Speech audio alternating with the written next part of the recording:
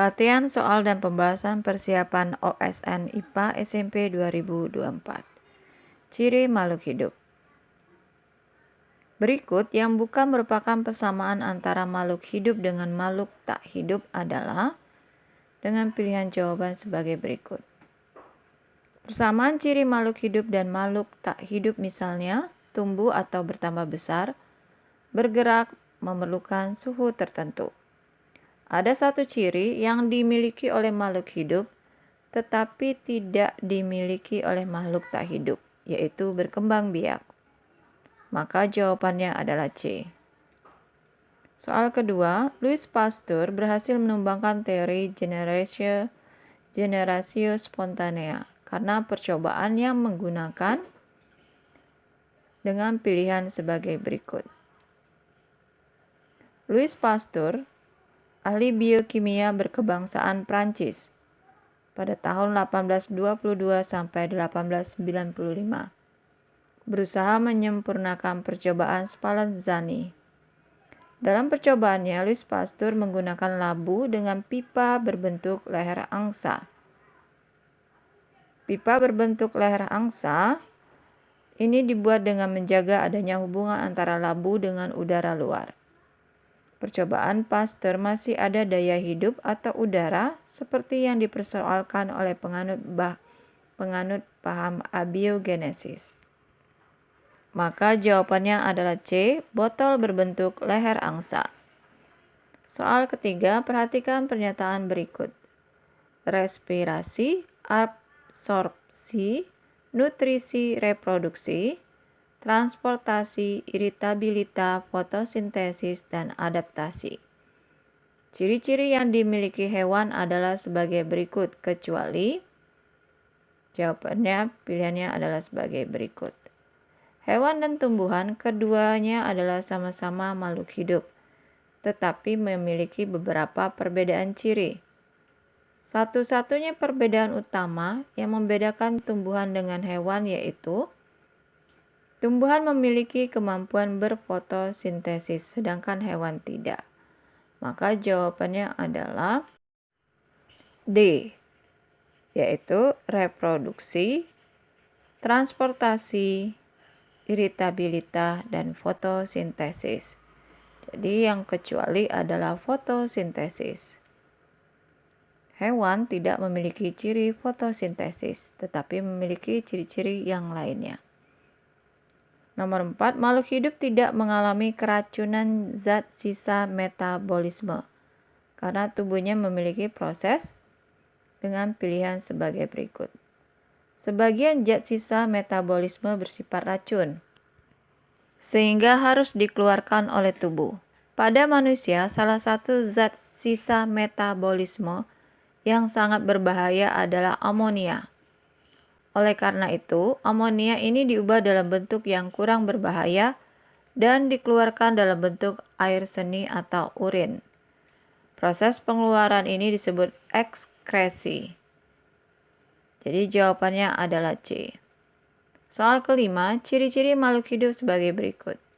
Bernapas, melakukan fotosintesis, bergerak aktif, menyerap energi matahari secara langsung. Ciri-ciri yang dimiliki oleh hewan adalah hewan memiliki perbedaan ciri dengan tumbuhan, yaitu dalam hal bergerak dan menyerap energi matahari secara langsung. Hewan dapat bergerak secara aktif, sedang tumbuhan tidak.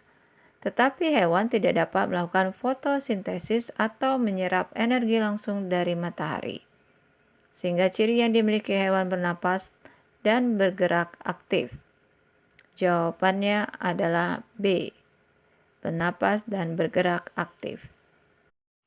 Soal ke-6, semua makhluk hidup melakukan proses respirasi yang tujuannya untuk dengan pilihan jawaban sebagai berikut.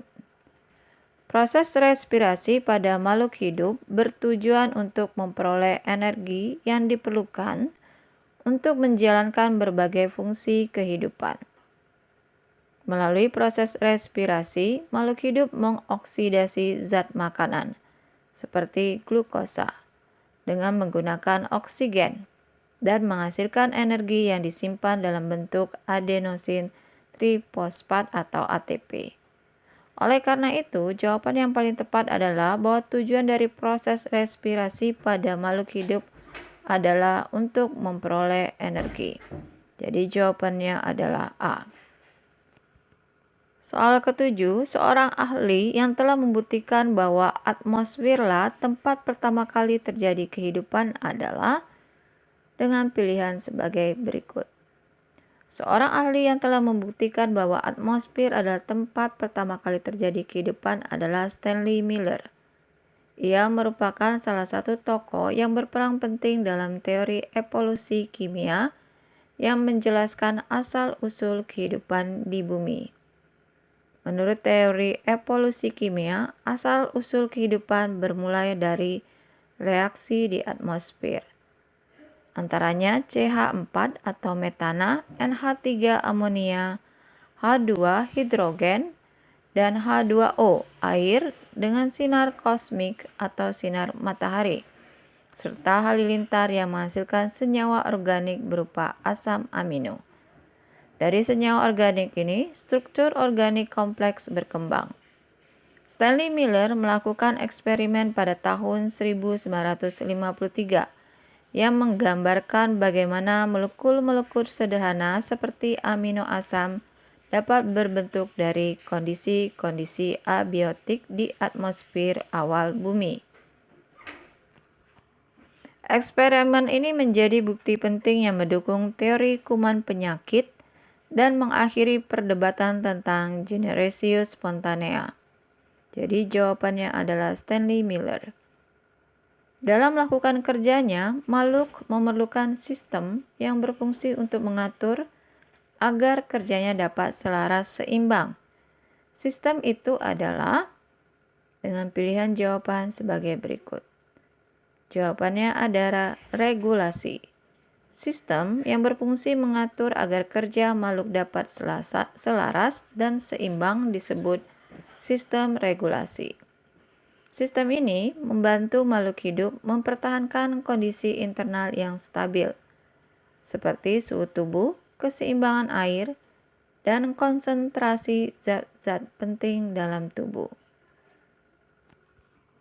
Soal 9, proses bertambahnya besar dan tidak dapat kembali atau irreversible adalah pengertian dari dengan pilihan sebagai berikut. Proses yang bertambah besar dan tidak dapat kembali atau irreversible mengacu pada pertumbuhan. Pertumbuhan adalah proses di mana ukuran volume atau jumlah sel suatu organisme meningkat secara permanen dan tidak dapat dikembalikan ke keadaan semula. Maka jawabannya adalah C, reproduksi. Soal ke-10, perbedaan yang sangat mendasar pada percobaan yang dilakukan oleh F. Reddy dan L. Spallanzani terletak pada dengan pilihan sebagai berikut.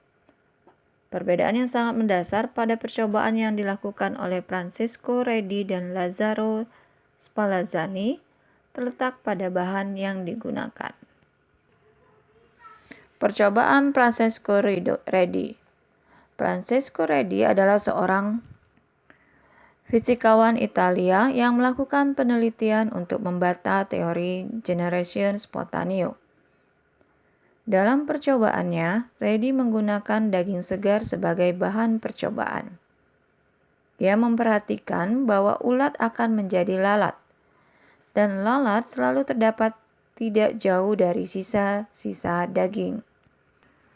Reddy menggunakan 3 wadah atau tabung. Wadah 1 diisi dengan sekerat daging segar dan dibiarkan terbuka. Wadah 2 dengan sekerat daging segar dan ditutup dengan kain kasa yang berlubang. Hasilnya, pada wadah 1 terlihat cukup banyak belatung. Sementara pada wadah 2, beberapa ekor belatung juga terlihat ada di atas permukaan kain kasa. Dari percobaan ini, Reddy membuktikan bahwa belatung tidak terbentuk dari daging yang membusuk, melainkan berasal dari telur-telur lalat yang ditinggalkan ketika lalat mengurumuni daging membusuk dan permukaan kain kasa. Percobaan Lazarus Spallanzani. Pada tahun 1765, Lazzaro Spallanzani, seorang biologi Italia, melakukan percobaan yang berlawanan dengan teori abiogenesis. Spallanzani menyatakan bahwa Nedam tidak merebus tabung cukup lama sampai semua organisme terbunuh. Dan Nedam juga tidak menutup leher tabung dengan rapat sekali, sehingga masih ada organisme yang masuk dan tumbuh. Dalam percobaannya, Spallanzani menggunakan air kaldu, rebusan daging, di dua tempat yang berbeda. Ia menyimpulkan bahwa timbulnya suatu kehidupan hanya mungkin jika telah ada suatu bentuk kehidupan sebelumnya. Mikroorganisme yang terdapat dalam kaldu timbul karena adanya mikroorganisme yang telah lebih dulu tersebar di udara. Jadi jawabannya adalah perbedaan yang mendasar yaitu bahan yang digunakan.